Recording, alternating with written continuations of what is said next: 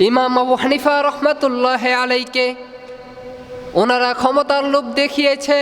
ক্ষমতার লোভ দেখিয়ে তারা বলেছে রাষ্ট্রীয় ক্ষমতা দিব, কিন্তু ইমাম আবু হানিফা রহমাতুল্লাহ আলাই ক্ষমতার লোভ গ্রহণ করে নাই। তিনি বলেছেন না, আমার ক্ষমতার প্রয়োজন নাই, আমার দেশের প্রয়োজন নাই। তখন ইমাম আবু হানিফা রহমাতুল্লাহ আলাইকে জালিমের জিন্দানখানায় বন্দি করে ফেলল। ইমাম আবু হানিফা রহমাতুল্লাহ আলাই জালিমের বন্দিশালায় বন্দি হয়ে গেল। হক বাতিলের লড়াই চলতেছে। ইমাম আবু হানিফা রহমাতুল্লাহ আলাই জালিমের বন্দিশালায় বন্দি হয়ে গেল। ইমাম আবু হানিফা রহমাতুল্লাহ আলাইকে খাবারের ভিতরে বিষ মিশানো হলো। বিষ মিশায়া ইমাম আবু হানিফা রহমাতুল্লাহ আলাইকে খাওয়ানো হলো। আল্লাহর বান্দা দুনিয়া ছেড়ে চলে গেল। ক্ষমতার লোভ দেখিয়ে তারা বুঝতে পেরেছে ওলামাই কেরাম লোভী না। আমাদের বাংলাদেশের উজ্জ্বল নক্ষত্র, হাজারো তরুণ যুবকদের হৃদয়ের স্পন্দন, বিশ্ব নন্দিত কোরআনের পাখি আল্লামা সাঈদীকেও ইঞ্জেকশন প্রসব করে, বিষাক্ত ইঞ্জেকশনগুলো দিয়ে কোরআনের পাখিটাকেও আমাদের মাঝ থেকে বিদায় করে দেওয়া হয়েছে। আমার প্রিয় ভাইয়েরা, যুগে যুগে ওলামাই কেরাম লাঞ্ছিত হয়েছে, অপমানিত হয়েছে।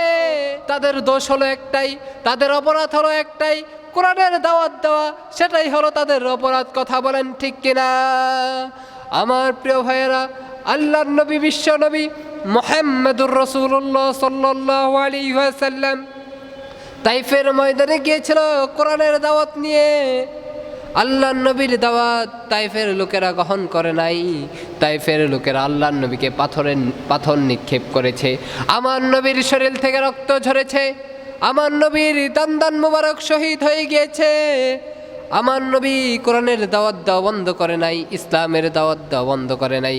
বাংলাদেশের ওলামাই কেরাম কোরআনের দাওয়াত দিবে ইনশাআল্লাহ। কারণ এই বাংলার জমিনে ওলামাই কেরাম ছিল, ওলামাই কেরাম আছে, ওলামাই কেরামই থাকবে। কোন নাস্তিক, রাম আর বাম ইসলাম বিরোধীর স্থান হবে না। ঠিক কিনা বলেন? আমার প্রিয় ভাইয়েরা, ওলামাই কেরামের মাথায় যারা বসে কাঁঠাল ভেঙে খেতে চায়, আজকে ওলামাই কেরামের মাথায় যারা কাঁঠাল ভেঙে খেতে চায়, তাদেরকে এই বাংলাদেশের ক্ষমতায় আমরা আর দেখতে চাই না। এই বাংলাদেশের ক্ষমতায় যাবে ওলামাই কেরাম, আল্লাহর কোরআন দিয়ে এই বাংলাদেশ শাসন হবে। কথা বলেন ঠিক কিনা? আমার প্রিয় ভাইয়েরা,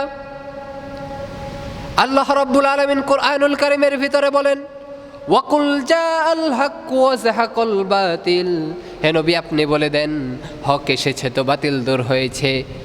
আমার প্রিয় ভাইরা, হক এসেছে তো বাতিল দূর হয়েছে। হকের বিজয় একদিন হবে ইনশাআল্লাহ। কোন নাস্তিক, রাম আর বাম ইসলাম বিরোধী হকের বিজয়কে বন্ধ করতে পারবে না। আল্লাহর কোরআন দিয়ে এই বাংলার জমিন একদিন রান্নাঘর থেকে নিয়ে শুরু করে জাতীয় সংসদ পর্যন্ত আল্লাহর কোরআন দিয়ে চলবে। কোন নাস্তিক, রাম আর বাম ইসলাম বিরোধী অপশক্তিগুলো কোরআনের রাজ বন্ধ করতে পারবে না। ঠিক কিনা বলেন?